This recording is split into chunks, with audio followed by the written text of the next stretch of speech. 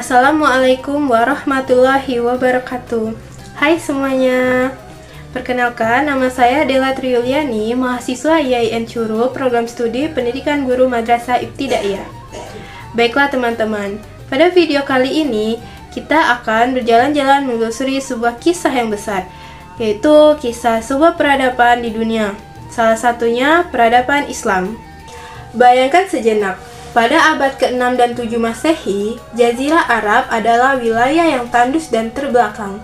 Bangsa Arab pada saat itu dikenal sebagai bangsa yang terpecah, sering berperang, dan jauh dari pusat ilmu pengetahuan. Dunia hampir tidak memperhitungkan mereka. Namun, keadaan itu berubah total ketika Islam diturunkan. Nah, ajaran Islam bukan hanya mengubah keyakinan mereka, tetapi juga cara berpikir mereka, cara mereka membangun masyarakat, dan cara mereka memandang ilmu pengetahuan. Dari bangsa yang sebelumnya dianggap gelap, mereka berubah menjadi bangsa yang memiliki peradaban besar, yaitu peradaban Islam. Kata peradaban itu tersendiri berasal dari bahasa Arab, atau biasa disebut al-hadarah. Peradaban merupakan bagian dari kebudayaan, tetapi pada tingkat yang lebih tinggi dan lebih halus, lebih indah dan lebih maju.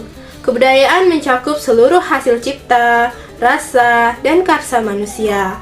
Tetapi peradaban menggambarkan kebudayaan yang sudah berkembang, sudah maju dalam teknologi, ilmu seni, dan sistem sosial.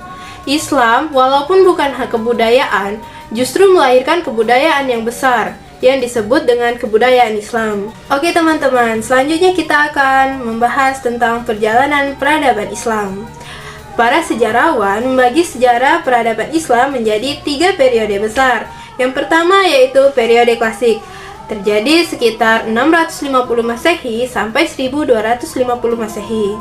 Pada masa ini merupakan masa keemasan Islam, di mana Islam berkembang dengan sangat pesat. Wilayahnya semakin luas dari Afrika Utara sampai Spanyol, di barat hingga Persia pun, sampai India di timur.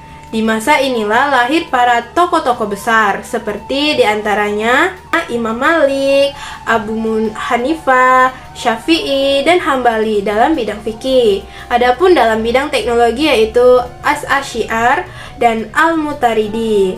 Mereka bukan hanya membaca, tetapi meneliti. Mereka juga tidak hanya menyalin, tetapi menemukan. Dunia Islam menjadi pusat ilmu pengetahuan. Baiklah teman-teman, periode selanjutnya yaitu periode pertengahan, di mana periode ini terjadi antara 1250 Masehi sampai 1800 Masehi. Pada periode ini, banyak wilayah Islam terpecah, perselisihan antar kelompok meningkat, dan perhatian terhadap ilmu menurun. Namun, di tengah kemunduran Islam, muncul 3 kerajaan besar.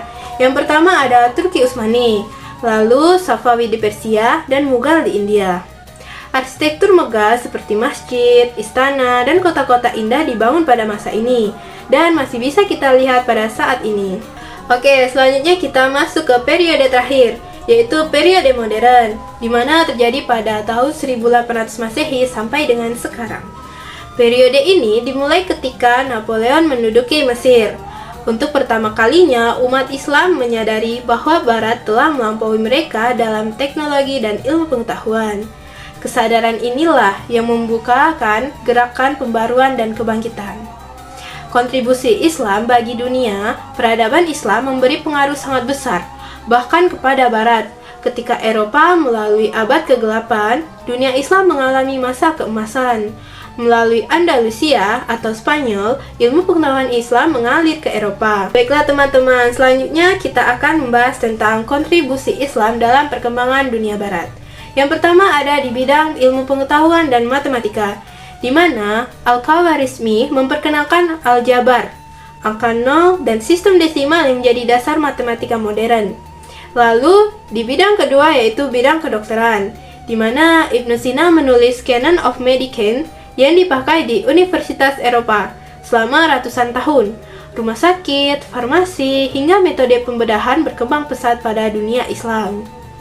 Lalu, bidang ketiga yaitu di bidang astronomi, di mana sejarah Muslim membangun observatorium, mengukur pergerakan bintang, dan memperbaiki kalender.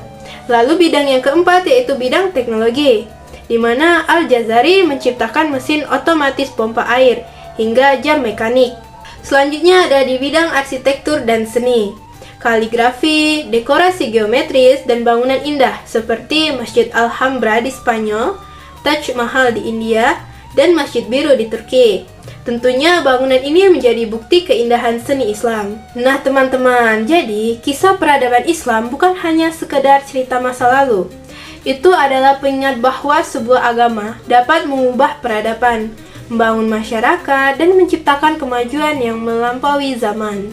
Peradaban Islam mengajarkan kita bahwa ilmu adalah cahaya, akhlak adalah pondasi, dan peradaban dibangun oleh manusia yang mau belajar dan bekerja keras.